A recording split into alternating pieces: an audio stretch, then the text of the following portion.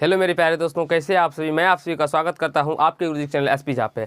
आज हम लोग साइंस में चैप्टर 3 के बल तथा उसके गति के नियम को पढ़ने वाले हैं और उसे बहुत अच्छे तरीके से समझने वाले हैं। और ये मेरा पार्ट 3 होगा। मैंने आप लोगों को पार्ट 1 पार्ट 2 बता दिया, जिसमें कि गैलीलियो के जितने भी नियम, मतलब गैलीलियो के नियम के बारे में भी बताया था, समझाया था। आज उसके बारे में अच्छे तरीके से जानेंगे, डिटेल में भी जानेंगे। आज हम लोग जानने वाले हैं गति के नियम से। गति के प्रथम नियम क्या होते हैं, द्वितीय नियम क्या होते हैं, तृतीय नियम क्या होते हैं, ये सारे बारे में। और जड़त्व का प्रथम, जड़त्व का विराम अवस्था, विराम मतलब जड़त्व का 2 नियम होता है, एक विराम जड़त्व, एक गति का जड़त्व, तो उसके बारे में भी समझने वाले हैं। तो चलिए सबसे पहले हम जानते हैं जो गति का नियम जो है वो न्यूटन साहब ने दिए थे। और कितना ईस्वी में, 1679 ईस्वी में गति के तीनों नियम दिए थे न्यूटन साहब ने। अब न्यूटन के प्रथम गति के नियम क्या है वो चलिए सर जान लेते हैं। तो प्रथम गति का नियम है न्यूटन के, अगर आपसे न्यूटन के गति का प्रथम नियम पूछा जाए या गति के प्रथम नियम पूछा जाए तो आपको सेम यही चीज़ जो मैंने आप लोग को लिखा हो वही बताना है। क्या है?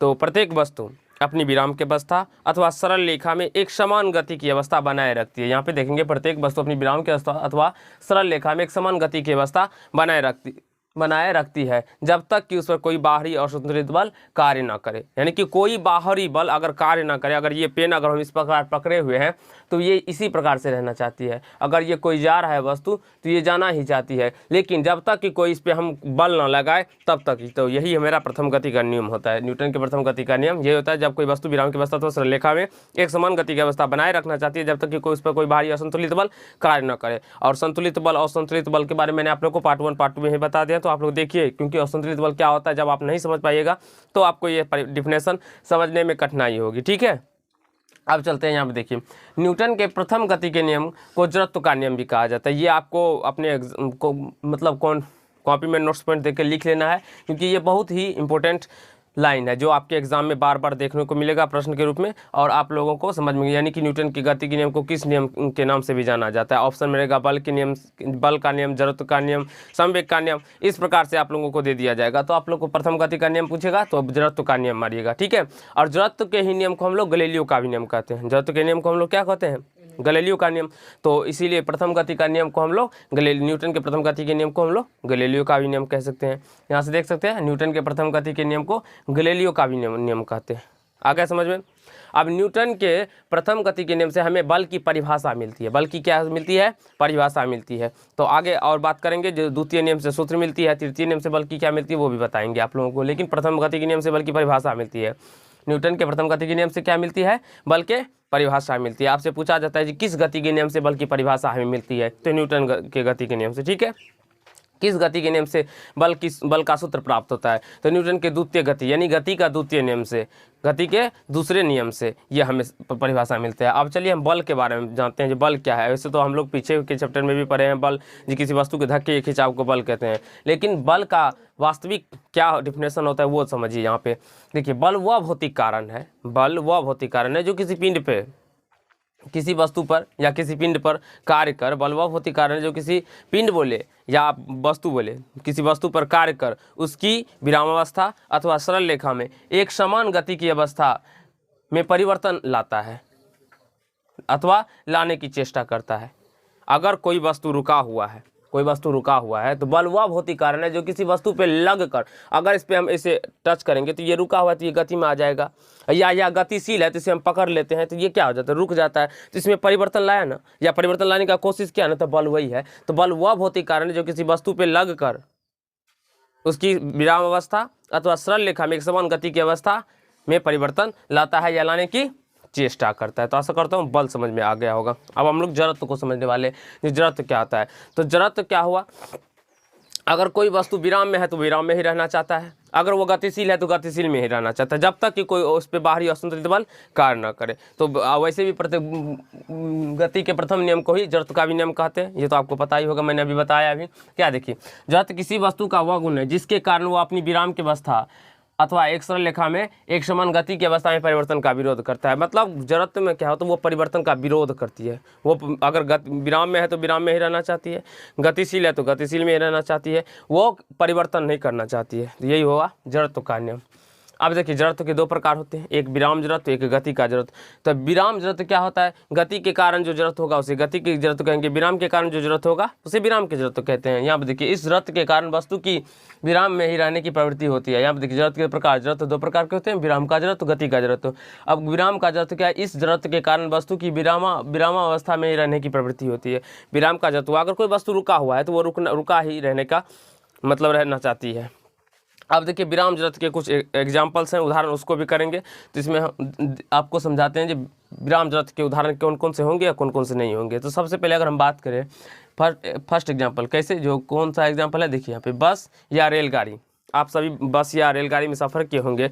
तो जब गाड़ी रुकी रहती है, ठीक है, जब गाड़ी रुकी रहती है और जब वो स्टार्ट होती है तो हम लोग रुके रहते हैं। जब स्टार्ट होती है तो हम लोग क्या होते हैं, यहाँ पे देखेंगे उसमें खड़ा आ जाती है। हम लोग तो बैठे रहते हैं तो कोई बात नहीं, लेकिन हम लोग को भी थोड़ा बहुत जरूरत का सामना करना पड़ता है।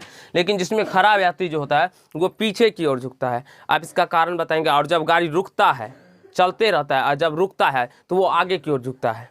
कारण इसी जड़त्व के कारण। कैसे, तो जब कोई वस्तु अचानक चलती, जब देखिए हमारा पैर भी रुका हुआ है और गाड़ी भी रुका हुआ है, लेकिन जब क्या मतलब गाड़ी चलती है तो गाड़ी तो गतिशील हो जाता है ना। और मेरा फर्श मतलब हम जो फर्श पे खड़े रहते हैं मेरे वो भी गतिशील हो जाता है, लेकिन मेरा ऊपर का भाग क्या होता है, वो विराम अवस्था के कारण विराम में ही रहता है, जिसके कारण से हम लोग पीछे की ओर झुकते हैं। यहाँ देखिए जब कोई बस या रेलगाड़ी रुकने के बाद एकाएक चलना शुरू करती है तो उस पर सवार व्यक्ति के पैरों और फर्श के घर्षण के कारण पैर भी चलना शुरू कर देती है। गाड़ी चलना शुरू करता है, इसका मतलब ये नहीं जो पैर इस पर इसी प्रकार से चलेगा, नहीं, मतलब पैरों के अंदर भी गति, मोशन आ जाता है, मतलब पैर भी गतिशील हो जाता है एक प्रकार से। लेकिन हमारा ऊपरी हिस्सा, शरीर का जो ऊपरी हिस्सा, ये पार्ट्स क्या होते हैं, तो वो विराम में ही रहता है। जैसे ही चलना शुरू करती है तो वो तो विराम में ही रहता है, तो जैसे ही चलना शुरू करती है इसलिए वो क्या होता है, तो पीछे की ओर झुक जाता है। फर्श के कारण, घर्षण के कारण पैर भी चलना शुरू कर देते हैं, जबकि उसके शरीर का ऊपरी भाग जड़त्व के कारण विराम की अवस्था में बना रहता है। जड़त्व के कारण विराम की अवस्था में बना रहता है, बताए ना अभी। इस कारण वो गति की विपरीत दिशा में झुक जाता है। गति इस साइड है तो विपरीत दिशा इसके पीछे, समझ में आ गया। गति अगर इस साइड होगा तो वो इस साइड झुकेगा, गति इस साइड होगा तो वो इस साइड झुकेगा, गति इस साइड होगा तो वो इस साइड झुकेगा, विपरीत दिशा में। तो आशा करता हूँ यहाँ तक आप लोगों को समझ में आ गया होगा। अब दूसरे एग्जाम्पल से हम आप लोग इसे नोट कर लीजिए जल्दी से। मैं आप लोग को अभी इसको इसी पार्ट में बताएंगे, इसके दूसरे एग्जाम्पल, तीसरे एग्जाम्पल, सारे एग्जाम्पल्स को आप लोग को समझाएंगे, फिर गति के जड़त्व के बारे में बताएंगे। तो जल्दी से इसको नोट कर सकते हैं। अगर आप लोग को अच्छा लग रहा होगा तो वीडियो को जरूर लाइक कर दीजिएगा। तो जल्दी से इसे नोट कर लीजिए। तो चलिए फ्रेंड, अब हम लोग विराम के जड़त्व को आगे समझते हैं। तो इसमें देखेंगे हम दूसरे नंबर उदाहरण में लिए हुए हैं, जो कंबल को तेजी से झटकने पर धूल के कण अलग हो जाते हैं। अब कैसे अलग हो जाते हैं, ये विराम के जड़त्व के ही कारण जो है उसके धूल के कण अलग हो जाते हैं। चलिए मैं आपको बताता हूँ। यहाँ पे देखिए कंबल को झटकने से पहले कंबल तथा धूल के कण विराम में रहते हैं। और आप सभी को पता होगा, जैसे कि हम कंबल, आप सभी के भी घर में कंबल होगा, तो जैसे कि हम लोग ओढ़ते हैं वो कंबल की बात करते हैं हम लोग, तो उसमें क्या होता है, तो उसमें धूल कण रहते हैं। तो उसको हम क्या करते हैं, तो ऐसे पकड़ के और डायरेक्टली उसे जब हम झटकते हैं, ऐसे झाड़ते हैं, तो उसमें जो धूल कण रहते हैं वो धूल कण विराम अवस्था में रहते हैं। समझ में आया ना। पहले कमल तथा धूल कण क्या रहता है, रुका रहता है, विराम की अवस्था में रहता है। रुका रहने का मतलब विराम की अवस्था। लेकिन जैसे ही हम झटकते हैं, झटकने से क्या होता है, तो मेरा कमल गतिमान हो जाता है और धूल के कण गतिमान नहीं हो पाते हैं।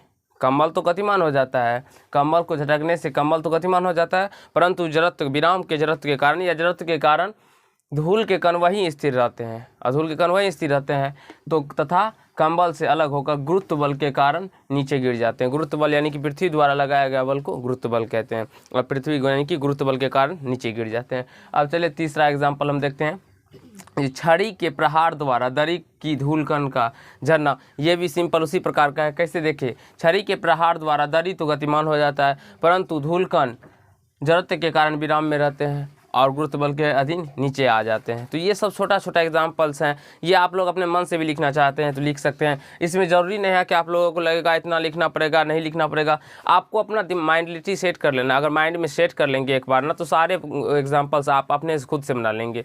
क्यों, यहाँ पे देखिए, पेड़ की शाखाओं को जोर से हिलाने पर फलों और पत्तियों का झरना। देखिए, पेड़ की शाखाओं को जब जोर से हिलाते हैं तो उसमें पेड़ की क्या जोर से हिलाने पर शाखा तो गतिमान हो जाती है और उसके में लगे हुए फल और पत्तियां वो विराम के जरूरत के कारण विराम में ही रहते हैं। और इस प्रकार कमज़ोर पत्तियां एवं पके हुए फल आसानी से गुरुत्व बल के अधीन नीचे आ जाते हैं। तो ये आप लोग अपने अगर माइंड में सेट कर लेंगे तो आप लोग कह सकते हैं। देखिए यहाँ पे क्या लिखा गया है और इसे आप लोग जरूर ही नोट कर लीजिए। अगर नहीं याद नहीं करना है, इसे आप लोग 5 बार 6 बार समझ के पढ़ेंगे तो आपको वैसे ही याद हो जाएगा। कैसे, देखिए, पेड़ की शाखा को जोर से हिलाने पर फलों और पत्तियों का झरना। कैसे पेड़ की शाखा हम लोग आपस में करते होंगे, जो कभी कोई दूसरे बगीचे में जाते हैं ना तो क्या करते हैं, दूसरे बगीचे वाला अगर नहीं रहता है तो उसमें जाते हैं, उसके पेड़ पर चढ़ के और उसके डाली को क्या करते हैं हम लोग झुला देते हैं, हिला देते हैं, जिससे कि पके हुए फल गिर पड़ते हैं नीचे और हम लोग अपना जो थैला होता है उसमें लेते हैं घर की ओर चल देते हैं। तो ऐसा नहीं करना चाहिए। लेकिन देखिए वो गिरते क्यों हैं, इसका कारण बताते हैं। यहाँ पे देखिए, पेड़ की शाखा, पेड़ की किसी शाखा को जोर से हिलाने पर शाखा तो गतिमान हो जाता है। गतिमान यानी कि शाखा में गति आएगा ना, वो ऊपर नीचे आएगा तो उसमें तो गति आएगा, तो उसी प्रकार गतिमान हो जाता है। परंतु फल और पत्तियां विराम के जड़त्व के कारण विराम में ही रहते हैं। फल और पत्तियां क्या होता है, विराम के जड़त्व के कारण से वो क्या होते हैं, तो वो विराम में ही रहते हैं, विराम में ही जरूरत के कारण वहीं स्थिर रहते हैं। अतः अपेक्षाकृत पके हुए फल, आप बोलेंगे सर कच्चे फल क्यों नहीं, क्योंकि कच्चे फल भी विराम में रहते हैं लेकिन उसका डंटी उसमें जो लगा होता है, डंटी वो मजबूत होता है, इसके वजह से वो भी कच्चे फल भी गिरते हैं। हम लोग कभी कभी पेड़ की शाखा को झुलाते होंगे तो कच्चे फल भी गिर जाते हैं, लेकिन बहुत सारे नहीं गिरते। कारण क्योंकि वो उसके जो डंटी लगे होते हैं ना तो वो बहुत मजबूत होते हैं, ठीक है, तो इसीलिए वो नहीं गिर पाते हैं। और पके हुए फल में कमज़ोर हो जाता है इसलिए वो गिर पाते हैं, वहीं स्थिर रहते हैं। अतः अपेक्षाकृत पके हुए फल तथा कमजोर सूखी पत्तियां डाल से टूटकर गुरुत्व बल के अधीन नीचे आ जाते हैं। और आशा करता हूँ आप लोग को समझ में आ गया होगा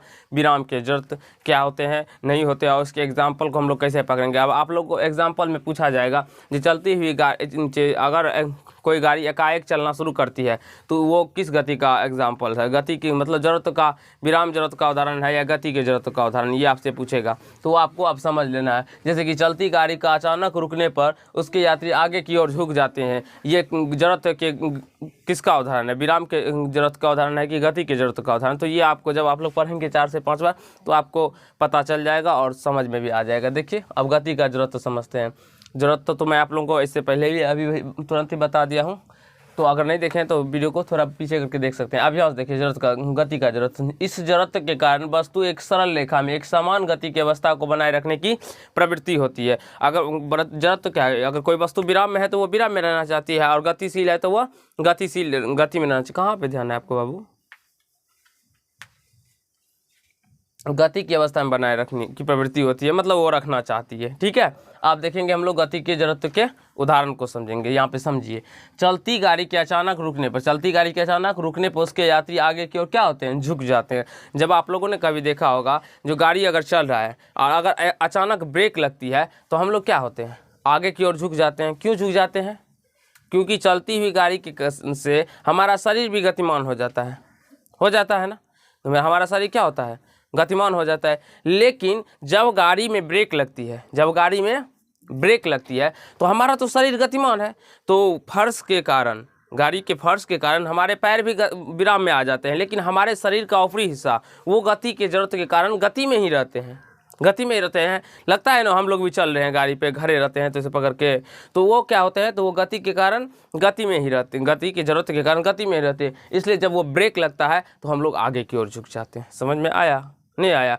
अब वहाँ पे हम लोग क्या पढ़े थे, विराम के जरूरत में अगर रुकी हुई गाड़ी अचानक चलना प्रारंभ करती है तो कोई उस पर सवार व्यक्ति पीछे की ओर क्यों झुक जाता है, या गति के दिशा के विपरीत दिशा में क्यों झुक जाता है।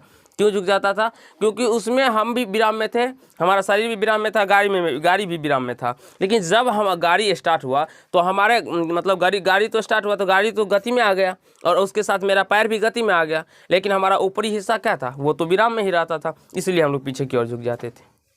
समझ में आया।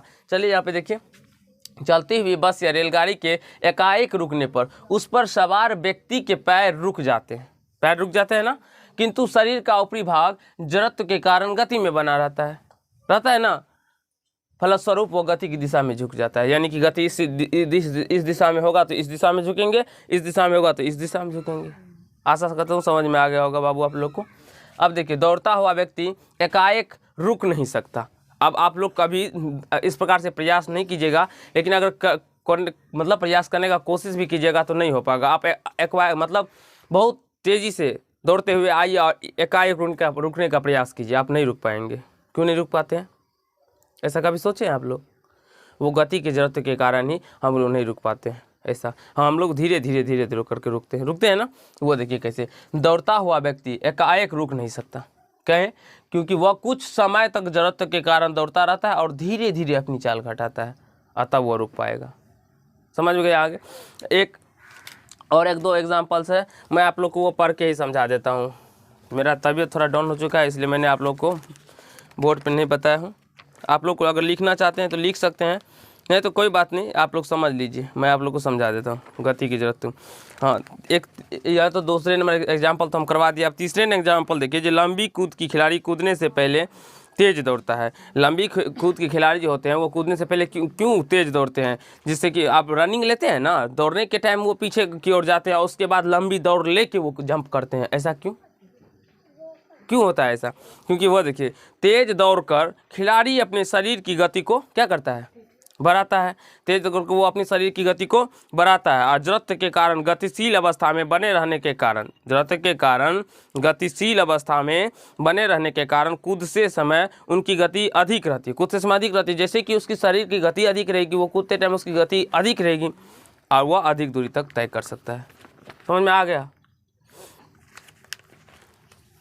तो आशा करता हूँ दोस्त आप लोग को समझ में आ गया होगा और बहुत ही अच्छा लगा होगा। तो नेक्स्ट पार्ट में हम लोग, ये हमारा पार्ट 3 था। नेक्स्ट पार्ट में पार्ट 4 में हम लोग संवेग को समझेंगे, द्वितीय गति के नियम, बल की परिभाषा जी मिलती है F बराबर ma, उसको भी समझेंगे। तृतीय गति के नियम में प्रतिक्रिया के बराबर एक विपरीत प्रतिक्रिया होती है, न्यूटन के तृतीय गति यानी कि गति के तीसरे नियम तक, और उससे आगे को भी समझेंगे। संवेग संरक्षण के सिद्धांत, इस सब के बारे में समझेंगे। आप लोग को बहुत ही अच्छे से समझाने का प्रयास करूँगा। अगर आप लोग को अच्छा लगा होगा ये वीडियो तो लाइक कीजिएगा, कमेंट कीजिएगा, शेयर कीजिएगा और चैनल पर नए होंगे तो चैनल को सब्सक्राइब करके बेल आइकन को प्रेस कर लीजिएगा, जिससे मेरे हर एक वीडियो का नोटिफिकेशन आप तक पहुँचता रहे। और आज के पार्ट में हम लोग इतना ही करने वाले हैं। अगर अच्छा लगा होगा तो एक गुरुजी के लिए ज़रूर दिल से लाइक कीजिएगा। धन्यवाद।